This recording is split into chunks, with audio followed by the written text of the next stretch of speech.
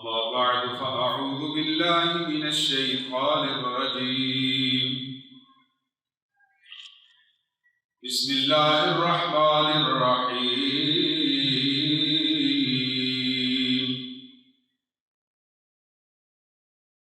ألا إن أولياء الله لا خوف عليهم ولا هم يحزنون. آمنت بالله صدق الله العظيم وصدق رسوله النبي الكريم الأمين. قال الله تبارك وتعالى في شان حبيبه مخبرا وآمرا: إن الله وملائكته يصلون على النبي يا أيها الذين آمنوا صلوا عليه وسلموا تسليما. اللهم صل على محمد وعلى آل محمد وبارك وسلم. الصلاة والسلام عليك يا رسول الله.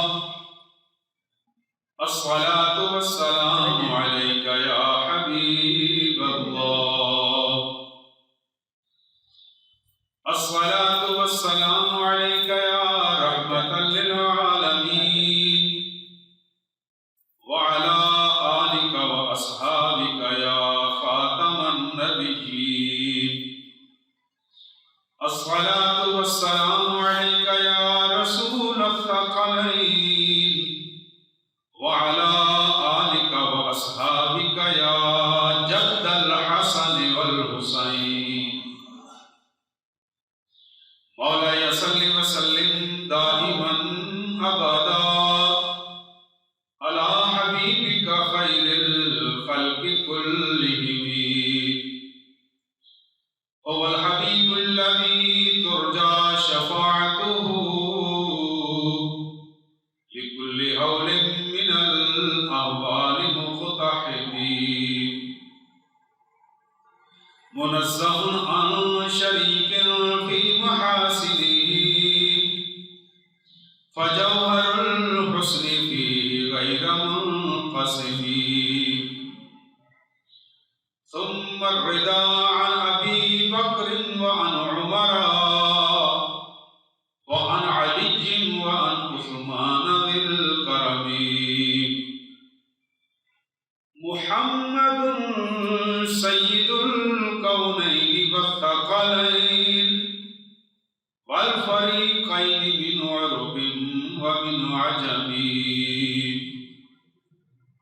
مولاي صل وسلم دائما أبدا على حبيبك خير الخلق كلهم.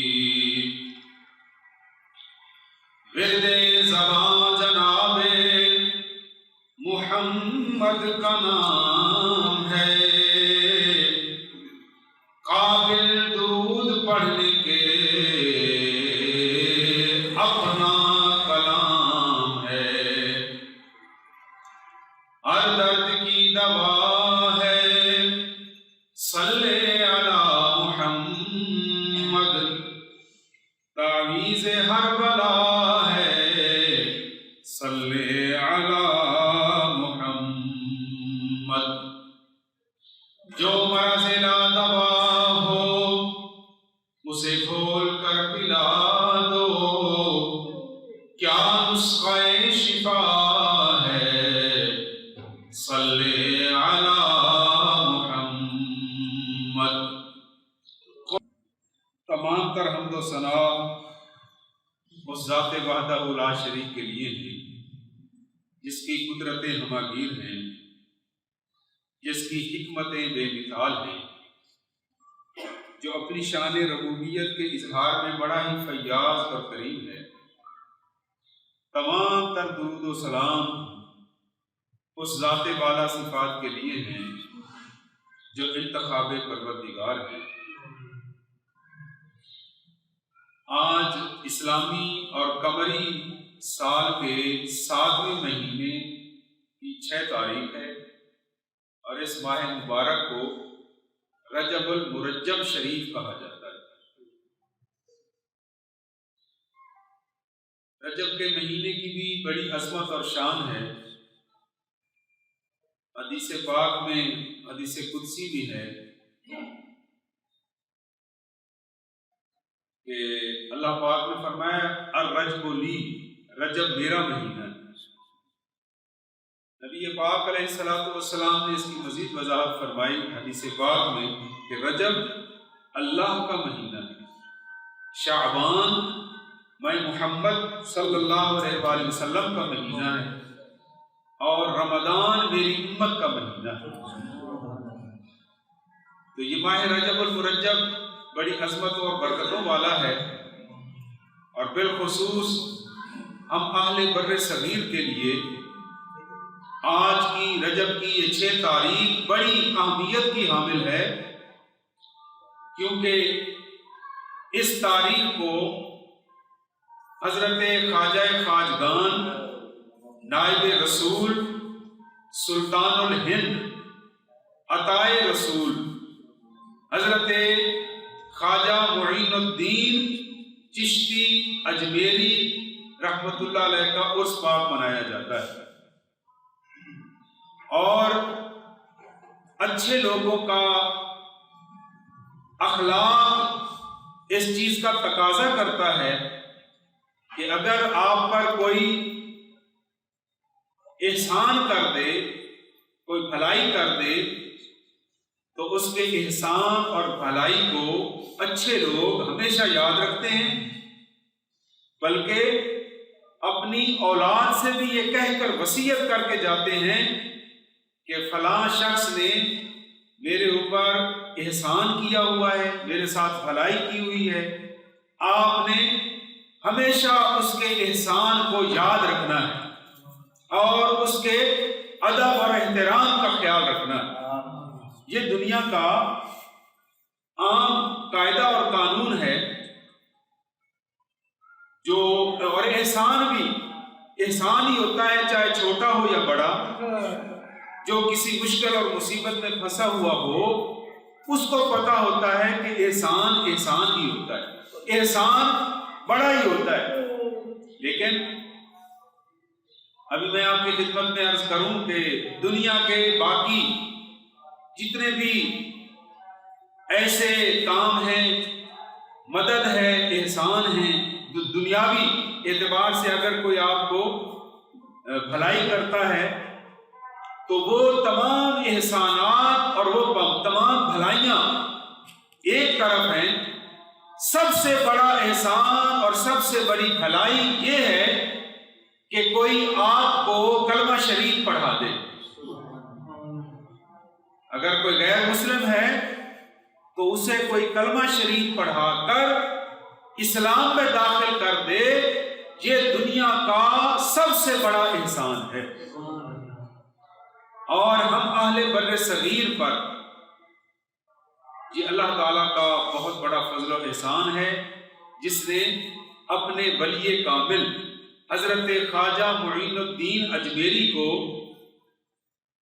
اس علاقے میں آنے کی توفیق عطا فرمائی جہاں کفرستان تھا۔ لوگ بتوں کی اور دیوی اور دیوتاؤں کی، دیویوں اور دیوتاؤں کی پوجا کرتے تھے، اپنا ماتھا ٹیکا کرتے تھے، اور آج بھی ہندوستان میں اکثریت ہندو مذہب کے ماننے والوں کی ہے۔ آج بھی وہ اپنے مذہب کے مطابق وہ یہ کام کر رہے ہیں۔ انہیں احساس نہیں ہے کہ اسلام ہی وہ دنیا کا واحد مذہب ہے، دین حق ہے، جس نے انسان کو انسان ہونے کا شعور بخشا، انسان کو اشرف المخلوقات قرار دیا۔ اسلام نے ہی انسان کی عزت کو بلند و بالا کیا، تو انسان اشرف المخلوقات ہوتے ہوئے بے جان بتوں کے سامنے اگر سجدہ کرے گا تو اس کی انسان کی عزت اور اس کا وقار فقط اسی صورت میں برقرار رہ سکتا ہے اور بڑھ سکتا ہے جب یہ اپنی پیشانی کو بتوں کے آگے جھکانے کی بجائے اللہ وحدہ لا شریک کی بارگاہ میں جھکائے۔ اس وقت انسان کی عزت اور وقار وہ نکھر کر سامنے آ جاتا ہے۔ تو اسلام نے یہاں کی آبادی کو اس ذلت سے نجات بخشی اور مختلف اولیاء کرام یہاں تشریف لائے، لیکن سب سے اول نمبر وہ حضرت خواجہ معین الدین اجمیری کا ہے، جن کا آج اجمیر شریف میں عرس پاک منایا جا رہا ہے۔ ابھی آپ نے سماعت فرمایا کہ ان کے کتنے القابات ہیں۔ عطائے رسول یہ بھی خواجہ صاحب کا لقب ہے، سلطان الہند ہندوستان کا بادشاہ یہ بھی خواجہ صاحب کا لقب ہے، اور خواجہ غریب نواز غریبوں کو نوازنے والے، غریبوں کو عطا کرنے والے یہ بھی حضور خواجہ صاحب کا لقب ہے۔ معین الدین دین کا مددگار یہ بھی حضرت خواجہ غریب نواز خواجہ معین الدین اجمیری کا ہی لقب ہے۔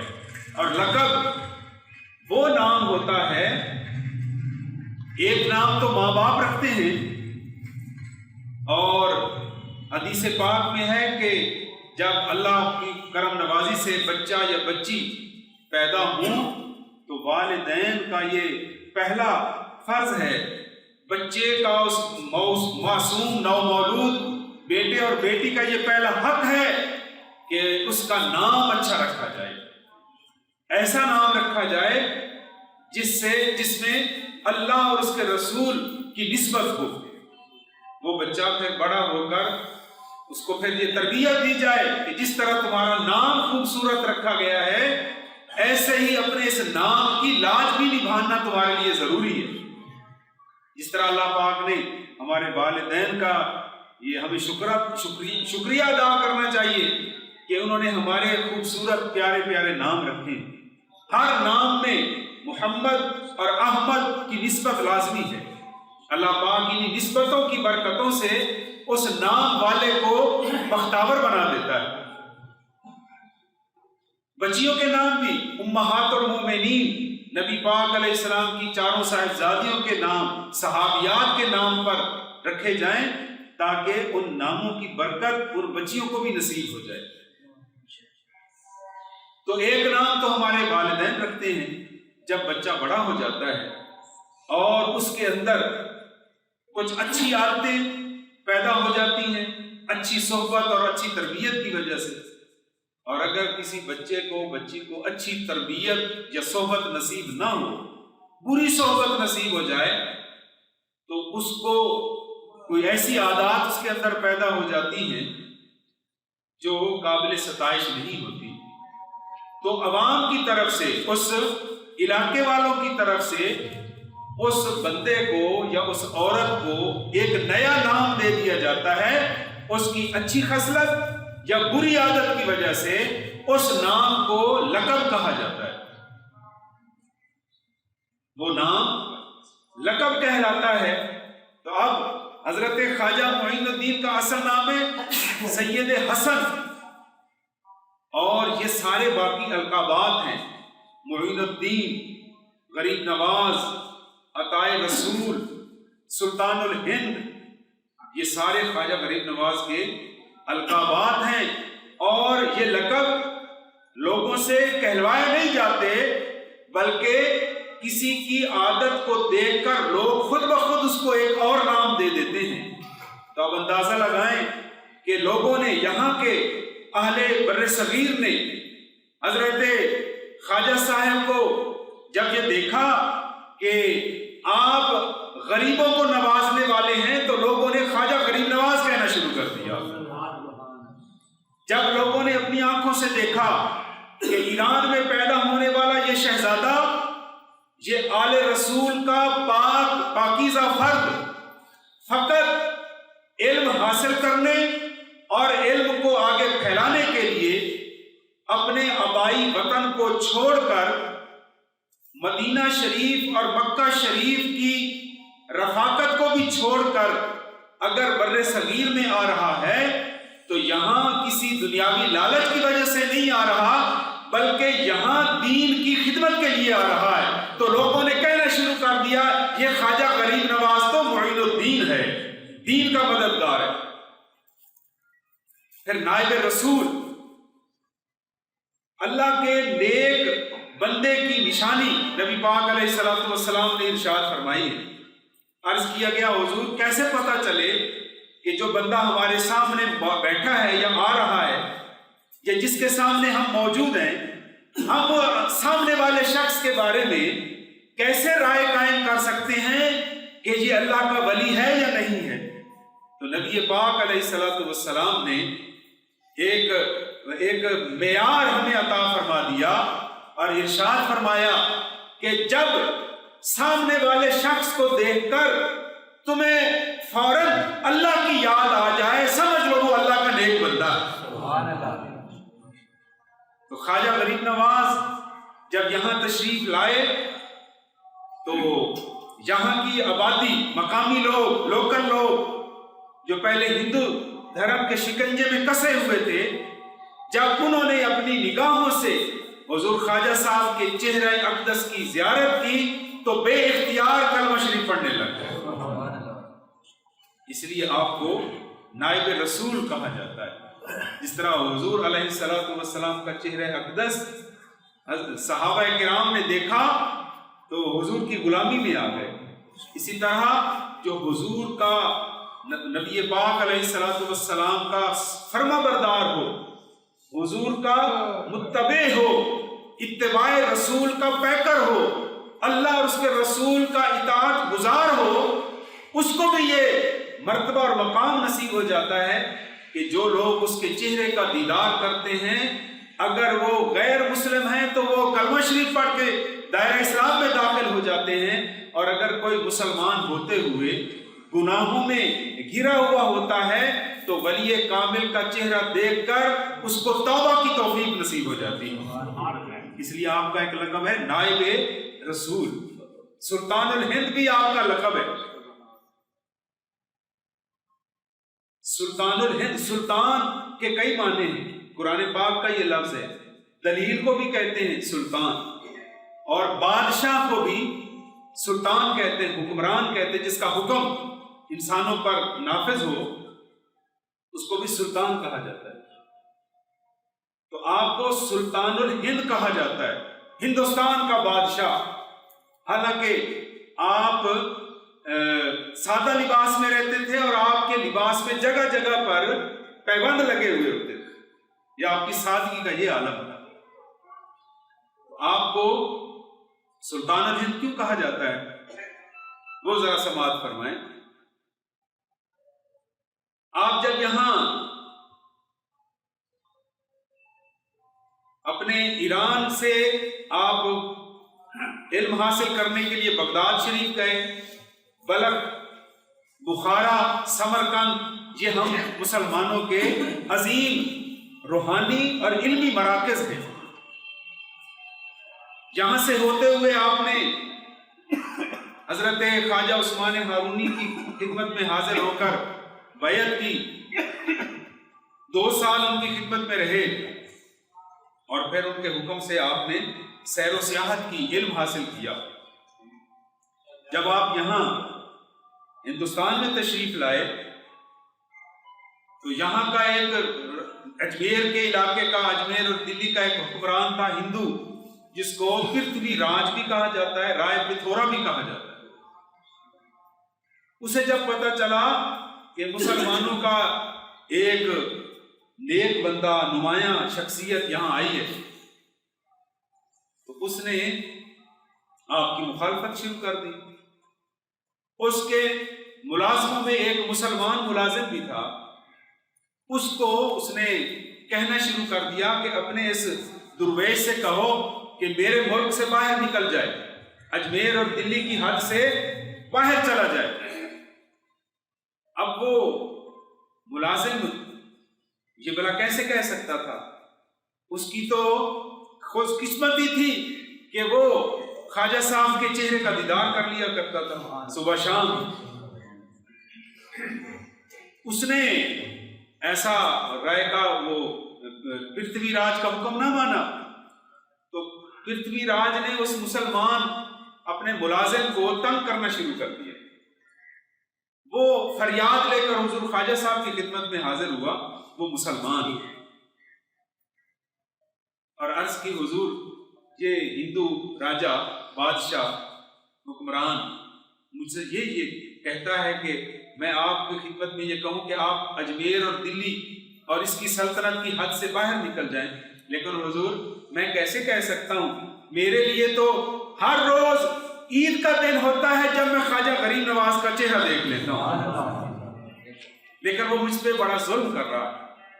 تو حضرت خواجہ صاحب نے اس کو سینے سے لگایا، اس کو پیار کیا، فرمایا کہ ہر مسلمان، اور یہ اللہ تعالیٰ کی یہ حکمت ہے کہ وہ اپنے بندوں کو آزماتا ہے، جب بندہ اپنے رب کی آزمائش میں کامیاب ہو جائے، پروردگار عالم اس کو اپنے ولیوں میں شمار فرما لیتا ہے، گھبراؤ نہیں، اور جا کر پرتھوی راج کو معین الدین کا یہ پیغام پہنچا دو کہ وہ میرے اس درویش پر ظلم نہ کرے، ورنہ میں اسے رسے سے باندھ کر کسی اور بادشاہ کے حوالے کر دوں گا۔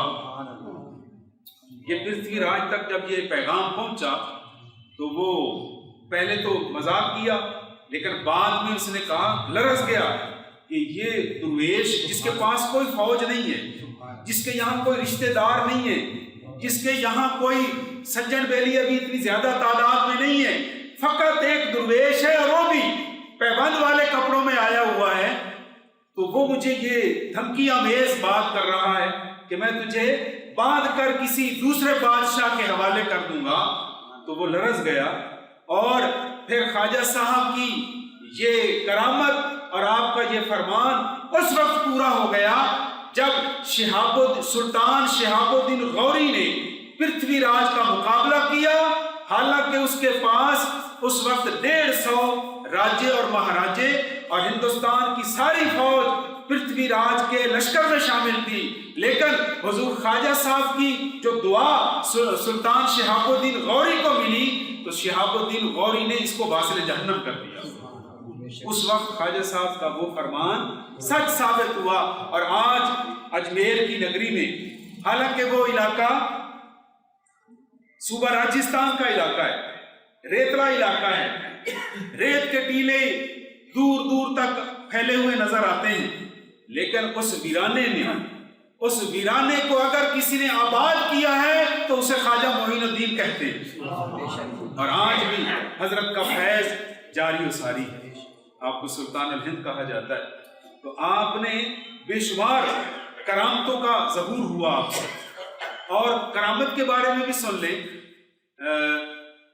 جب لوگوں کا ایمان کمزور ہو رہا ہو، اللہ اور اس کے رسول کے فرمان پر لوگوں کا ایمان کمزور ہو رہا ہو، یا سرے سے ان کے سینے میں ایمان داخل ہی نہ ہو رہا ہو، تو اس وقت اللہ پاک اپنے نبی کو اور اپنے ولی کو یہ اجازت عطا فرماتے ہیں، نبی سے معجزہ ظاہر ہوتا ہے اور ولی سے کرامت ظاہر ہوتی ہے۔ یہ معجزہ یا کرامت یہ کمال اللہ کی ذات کا ہوتا ہے، اور جب بندہ اپنے رب کے عشق میں رنگا جائے تو پھر اللہ پاک اپنے اس کمال کو، اپنی اس خوبی کو اپنے بندے میں سے ظاہر فرما دیتا ہے۔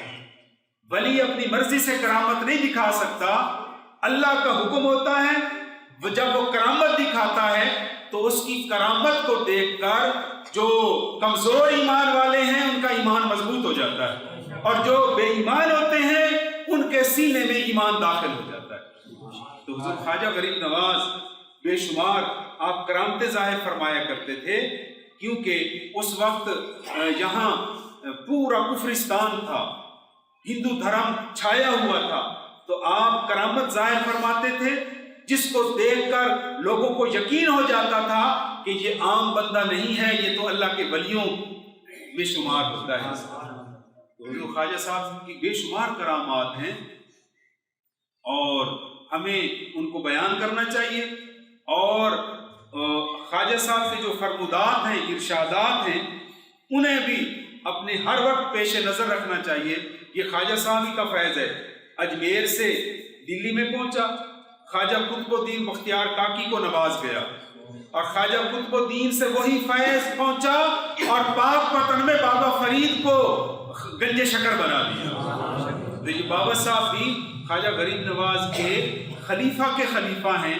اگر ہم اجمیر نہیں پہنچ سکتے تو پاک پتن پہنچ جاؤ، یہاں دلی کا نظارہ بھی دیکھ لینا، اجمیر شریف کا نظارہ بھی دیکھ لینا۔ اللہ تبارک و تعالی ہم سب کو یہ توفیق عطا فرمائے۔